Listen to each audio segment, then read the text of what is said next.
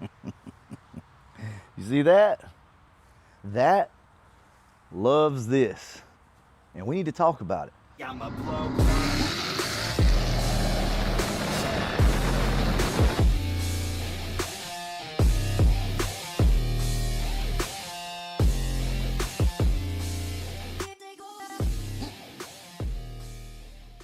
Guys, it is finally cooling off, especially down south. This video is going to be geared more towards the guy that maybe just got boost during the summer. You know, you put a supercharger on your car, you're all excited about it, it's felt pretty good, you beat on it, and the car's, you know, pretty safe, right? Make some power, make some steam. We need to talk about what's going to happen when it gets really cold. Once the weather cools off, things are going to change for your boosted car, whether it be root style, twin screw, centrifugal, turbo, doesn't matter. Everything's about to change, and you're going to start making a lot, and I mean a lot more power than what you would have made on an 80 to 100 degree day. When those temperatures get down to around 50 and below, it's going to be a wild ride. And I want to keep you guys safe, but I also want to talk about some of the things that you can do to prepare your car so that you can use all of that extra power. So let me tell you guys a funny story. Back in, what was it, 2008 maybe? I had an 03 Cobra, we called it Bad Apple. And I bought, if I'm not mistaken, the very first 3.4 liter Whipple supercharger from Lethal Performance. I ordered this thing, ordered everything they told me that I needed, and we slapped this thing on one night in the front yard of my home, right? Didn't have a shop, didn't have any of that, just outside. Put this thing on, got the fuel system done, took this thing down to XXX Performance down in Pensacola. That morning, we stayed up all night, installed this thing, went down there. Hot as hell. Car made 622 horsepower to the rear wheels. I think it was 08 in the heat of the day. Well, I got used to driving this thing around. Everything was great. I knew how to handle the car. And then the first cool, like 50 degree night, I took the car out and it was an absolute different animal. Almost, no, not almost. It was dangerous. So that took me by surprise. Up to that point, all I'd ever had was naturally aspirated cars. So with that being said, this applies to any of these cars, especially these Fox bodies. We don't have any traction control. We don't have any of that.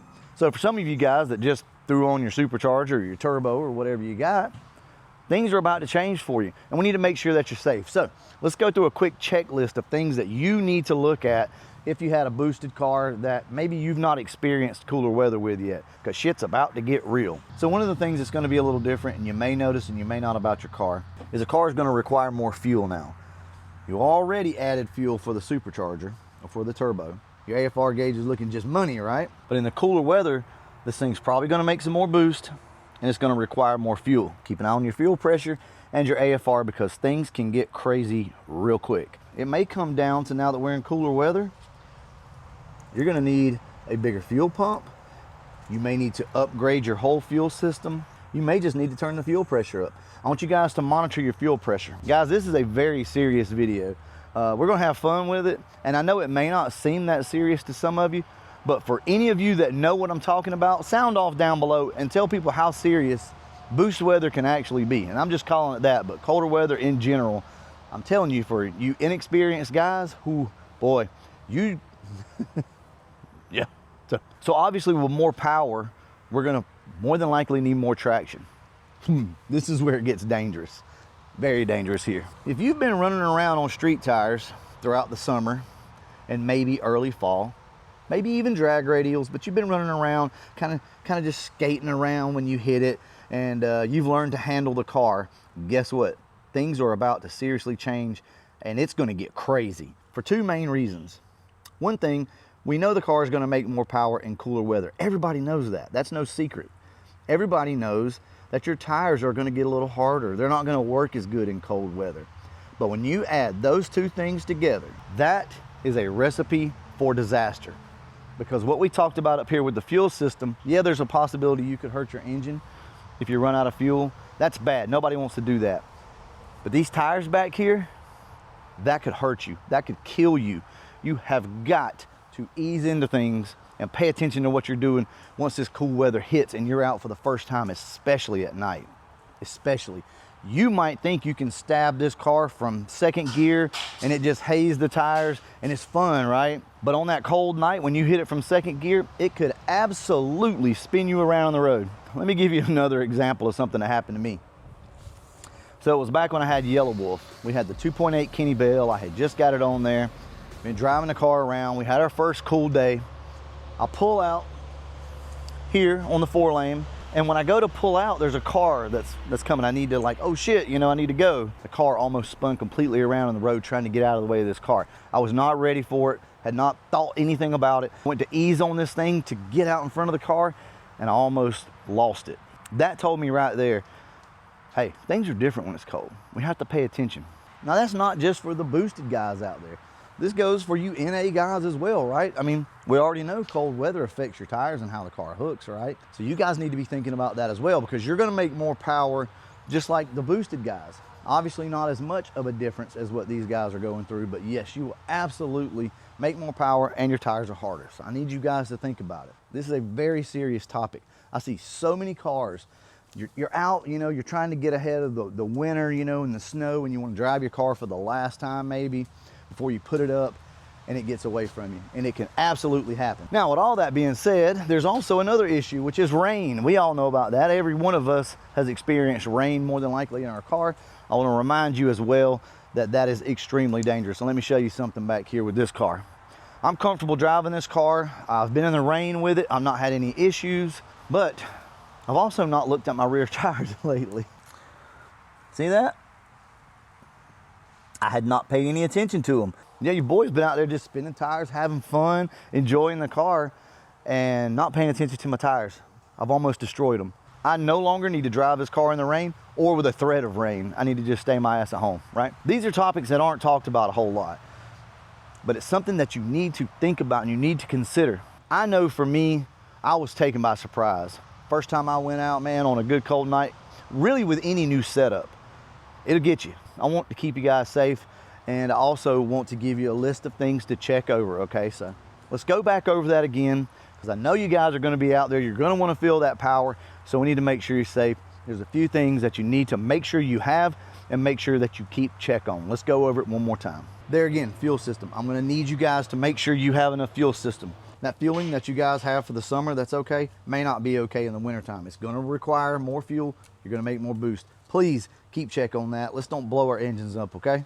Along with that, most every one of you guys are going to have AFR gauges and boost gauges. Keep an eye on your boost, because let's say on a hot day you're making 10 pounds of boost. On a cold day, guys, you can make 13 pounds. That's no lie. I mean, you can see a drastic increase on your boost. So the problem there is not only just the extra power you're making, is your car tuned for 13 pounds? That's the question we need to ask. You could be in trouble if you make a few more pounds of boost and your car's not tuned for that boost. So think about that. Also, your AFR gauge, you're gonna have to have one of these. I hope all of you guys that are boosted have one. You really need to keep check on your AFR. So this is gonna be the telltale sign here. So here's what I suggest. You're gonna go out for that first time, right? You're gonna like, oh, it's a cool night. I gotta go hit this thing, I gotta feel it. What I want you to do is roll into it.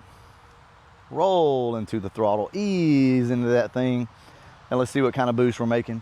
Let's also check and make sure our AFRs are good, okay? We don't want to blow this thing up. And also, well, you just don't want to end up in a ditch or over a curb somewhere, right?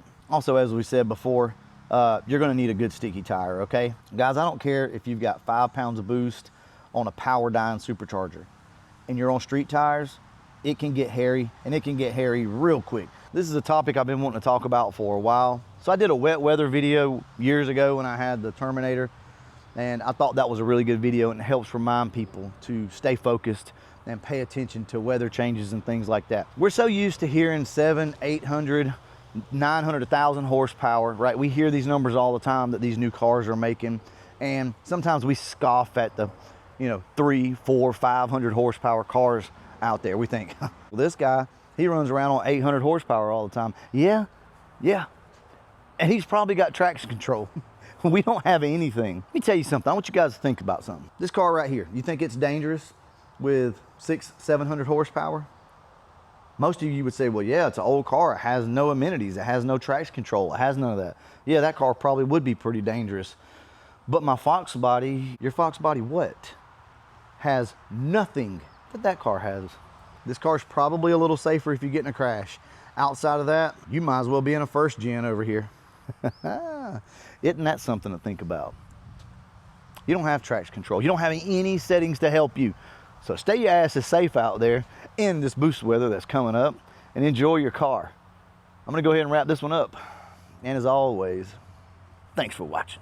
Also, I wanna let you guys know we got some new hoodies, so you can head over to shopbrutal.com and pick you one up. We went with orange this time, just, I don't know, a little something. This is my used hoodie. I've been wearing this thing. It's dirty, but we're also gonna have some Christmas stuff coming out here real soon.